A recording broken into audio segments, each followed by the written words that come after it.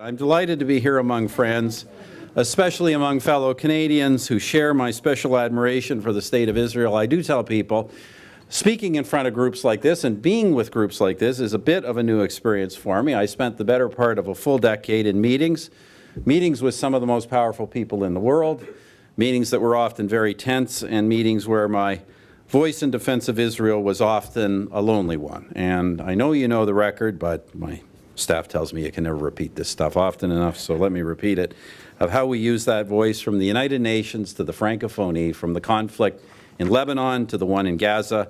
I repeatedly refused to be bullied into signing one-sided international resolutions against Israel.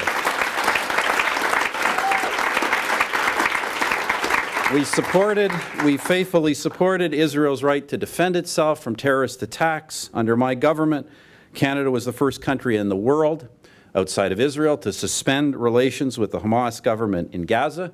We were also the most vocal nation in the world in speaking out against the extremist government of Iran, its genocidal threats against Israel, and we went as far, as you know, as closing down the Canadian embassy in that country.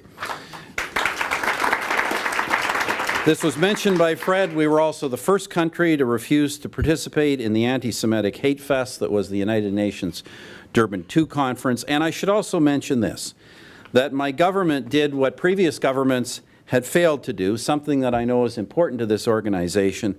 We joined the Task Force for International Cooperation on Holocaust Education, Remembrance, and Research. And I want to tell you a bit about why we did this. We did it because our government, I believe it is important that the Holocaust be remembered and be fully understood.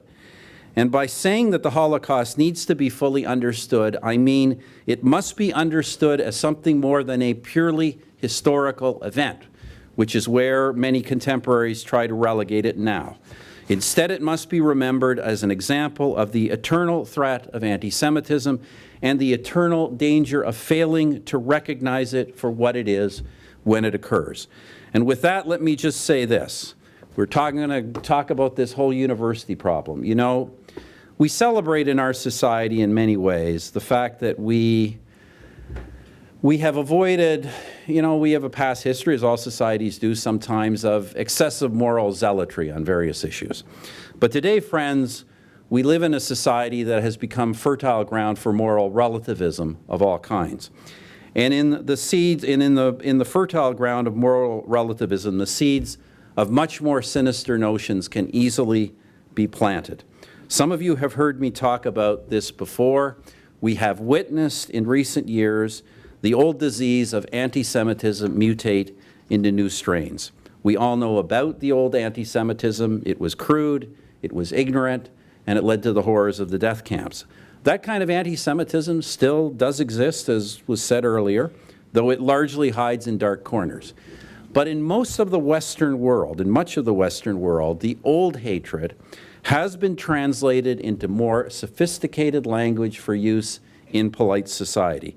People who would never say they hate and blame the Jews for their own failings or for all the problems of the world, instead declare their hatred of Israel and blame the only Jewish state for all the problems of the Middle East. As Jewish businesses were once boycotted, today the movement you were talking about earlier, the BDS movement, calls for a boycott of Israel. And friends, they use exactly the same slogans, the same symbols, a slash or an X through the Star of David, that the old movements used to use.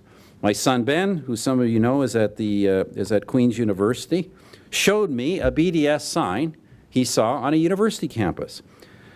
The fact is that sign could have been from Berlin in 1938. That's exactly what it looked like. The fact is that on some of our university campuses, as has been talked about earlier, intellectualized arguments against Israeli policies really only thinly mask what are underlying hatreds and vicious realities, like the shunning of Israeli academics and the harassment of Jewish students. Most disgracefully of all, as was said earlier, some of these people openly call Israel an apartheid state. Now, I want us to just reflect on that for a moment. Think about the twisted logic and the outright malice behind a statement like that.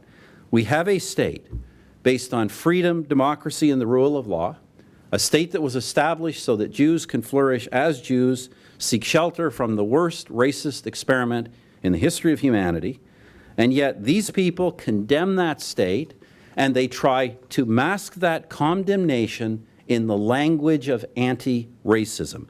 It is nothing short of sickening, and we should be very vocal in denouncing and condemning that kind of speech anytime we are confronted with it, all of us.